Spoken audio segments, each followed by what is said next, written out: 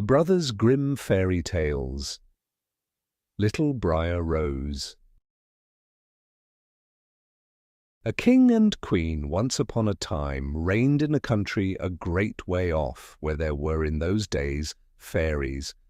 Now this king and queen had plenty of money, and plenty of fine clothes to wear, and plenty of good things to eat and drink, and a coach to ride out in every day. But though they had been married many years, they had no children, and this grieved them very much indeed. But one day, as the queen was walking by the side of the river, at the bottom of the garden, she saw a poor little fish that had thrown itself out of the water and lay gasping and nearly dead on the bank. Then the queen took pity on the little fish and threw it back again into the river. And before it swam away, it lifted its head out of the water and said, "I know what your wish is, and it shall be fulfilled in return for your kindness to me. You will soon have a daughter." What the little fish had foretold soon came to pass, and the queen had a little girl, so very beautiful that the king could not cease looking on it for joy, and said he would hold a great feast and make merry, and show the child to all the land. So he asked his kinsmen and nobles and friends and neighbors, but the queen said, "I will have the fairies also, that they might be kind and good to our little daughter." Now there were 13 fairies in the kingdom, but as the king and queen had only 12 golden dishes for them to eat out of, they were forced to leave one of the fairies without asking her. So 12 fairies came, each with a high red cap on her head, and red shoes with high heels on her feet, and a long white wand in her hand. And after the feast was over, they gathered round in a ring and gave all their best gifts to the little princess. One gave her goodness, another beauty, another riches, and so on till she had all that was good in the world. Just as 11 of them had done blessing her, a great noise was heard in the courtyard, and word was brought that the 13th fairy was come, with a black cap on her head, and black shoes on her feet, and a broomstick in her hand, and presently up she came into the dining hall.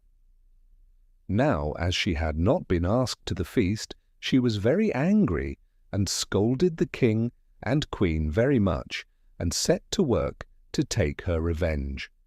So she cried out, "The king's daughter shall in her 15th year be wounded by a spindle and fall down dead." Then the 12th of the friendly fairies, who had not yet given her gift, came forward and said that the evil wish must be fulfilled, but that she could soften its mischief. So her gift was that the king's daughter, when the spindle wounded her, should not really die, but should only fall asleep for 100 years. However, the king hoped still to save his dear child altogether from the threatened evil. So he ordered that all the spindles in the kingdom should be bought up and burnt. But all the gifts of the first 11 fairies were in the meantime fulfilled. For the princess was so beautiful and well behaved and good and wise that everyone who knew her loved her. It happened that on the very day she was 15 years old, the king and queen were not at home, and she was left alone in the palace. So she roved about by herself and looked at all the rooms and chambers, till at last she came to an old tower, to which there was a narrow staircase ending with a little door. In the door there was a golden key, and when she turned it, the door sprang open, and there sat an old lady spinning away very busily. "Why, how now, good mother?" said the princess. "What are you doing there?" "Spinning," said the old lady, and nodded her head, humming a tune, while buzz went the wheel. "How prettily that little thing turns round," said the princess, and took the spindle and began to try and spin. But scarcely had she touched it before the fairy's prophecy was fulfilled. the spindle wounded her, and she fell down lifeless on the ground. However, she was not dead, but had only fallen into a deep sleep, and the king and the queen, who had just come home, and all their court, fell asleep too. And the horses slept in the stables, and the dogs in the court, the pigeons on the housetop, and the very flies slept upon the walls. Even the fire on the hearth left off blazing, and went to sleep. The jack stopped, and the spit that was turning about with a goose upon it for the king's dinner stood still. And the cook, who was at that moment pulling the kitchen boy by the hair to give him a box on the ear for something he had done amiss, let him go, and both fell asleep. The butler, who was slyly tasting the ale, fell asleep with the jug at his lips. And thus everything stood still and slept soundly. A large hedge of thorns soon grew round the palace, and every year it became higher and thicker, till at last the old palace was surrounded and hidden, so that not even the roof or the chimneys could be seen. But there went a report through all the land of the beautiful sleeping Briar Rose, for so the king's daughter was called, so that from time to time several kings' sons came and tried to break through the thicket into the palace. This, however, none of them could ever do, for the thorns and bushes laid hold of them, as it were, with hands, and there they stuck fast and died wretchedly. After many, many years there came a king's son into that land, and an old man told him the story of the thicket of thorns, and how a beautiful palace stood behind it, and how a wonderful princess, called Briar Rose, lay in it asleep with all her court.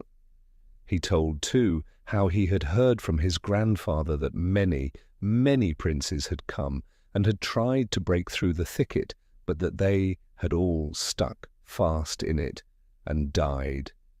Then the young prince said, "All this shall not frighten me. I will go and see this Briar Rose." The old man tried to hinder him, but he was bent upon going. Now that very day the 100 years were ended, and as the prince came to the thicket, he saw nothing but beautiful flowering shrubs, through which he went with ease, and they shut in after him as thick as ever. Then he came at last to the palace, and there in the court lay the dogs asleep, and the horses were standing in the stables, and on the roof sat the pigeons fast asleep, with their heads under their wings, and when he came into the palace, the flies were sleeping on the walls, the spit was standing still, the butler had the jug of ale at his lips, going to drink a draught, the maid sat with a fowl in her lap, ready to be plucked, and the cook in the kitchen was still holding up her hand as if she was going to beat the boy. Then he went on still farther, and all was so still that he could hear every breath he drew, till at last he came to the old tower, and opened the door of the little room in which Briar Rose was, and there she lay, fast asleep on a couch by the window. She looked so beautiful that he could not take his eyes off her, so he stooped down and gave her a kiss. But the moment he kissed her, she opened her eyes and awoke and smiled upon him, and they went out together. And soon the king and queen also awoke, and all the court, and gazed on each other with great wonder.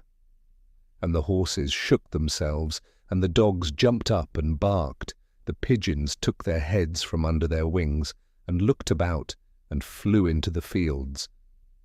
The flies on the walls buzzed again, the fire in the kitchen blazed up. Round went the jack, and round went the spit, with the goose for the king's dinner upon it. The butler finished his draught of ale, the maid went on plucking the fowl, and the cook gave the boy the box on his ear. And then the prince and Briar Rose were married, and the wedding feast was given, and they lived happily together all their lives long.